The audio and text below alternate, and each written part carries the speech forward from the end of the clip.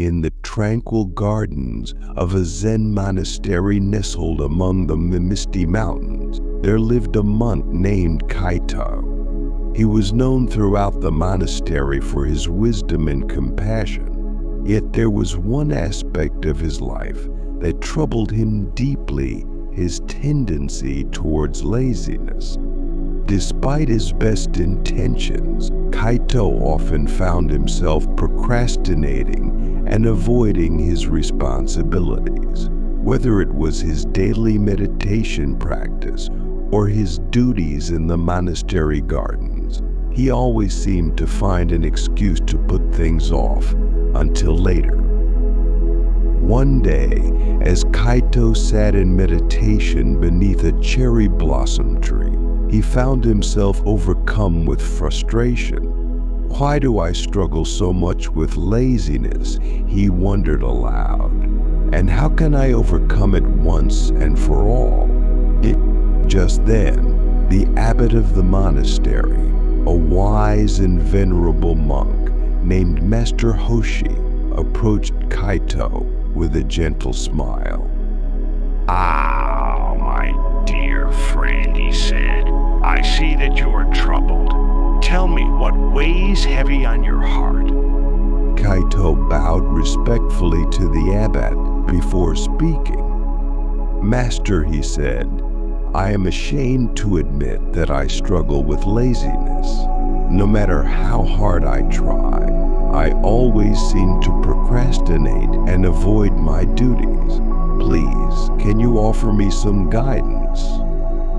Master Hoshi regarded Kaito with compassion. "My dear Kaito," he said, "you are not alone in your struggle. Laziness is a common affliction that plagues us all from time to time. But fear not, for there is a path to overcoming it." And with these words, Master Hoshi invited Kaito to join him for tea in the monastery's tea house. As they sat together, sipping steaming cups of green tea, Master Hoshi began to impart his wisdom. "Laziness is not your enemy, Kaito," he explained. "It is simply a manifestation of the mind's resistance to change. When we procrastinate, we are not being lazy, we are simply afraid of stepping outside of our comfort zone." Kaito listened intently, his heart open to the abbot's teachings. "But how can I overcome this resistance, Master?" he asked. Master Hoshi smiled knowingly. "The secret to overcoming laziness lies in cultivating discipline and mindfulness," he said. "By training the mind to focus on the present moment, we can break free from the grip of procrastination and embrace our responsibilities with clarity and purpose." He went on to explain that discipline was not about forcing oneself to do things against one's will, but rather about aligning one's actions with one's deepest values and aspirations. When we approach our tasks with a sense of purpose and intention, Master Hoshi said, we can transcend the limitations of laziness and tap into our innate potential for greatness. As Kaito absorbed the abbot's words, he felt a sense of clarity wash over him. Suddenly, the fog of laziness that had clouded his mind seemed to lift, revealing a path forward. And from that day on, Kaito dedicated himself wholeheartedly to the practice of discipline and mindfulness. He began each day with a period of meditation, grounding himself in the present moment and setting his intentions for the day ahead. With each mindful breath, Kaito found himself able to overcome the urge to procrastinate and instead approach his tasks with renewed energy and enthusiasm.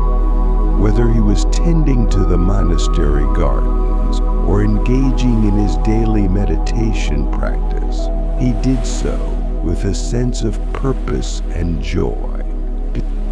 And as he cultivated these habits of discipline and mindfulness, Kaito found that his laziness began to lose its grip on him. No longer did he find himself putting off his responsibilities or making excuses for his actions.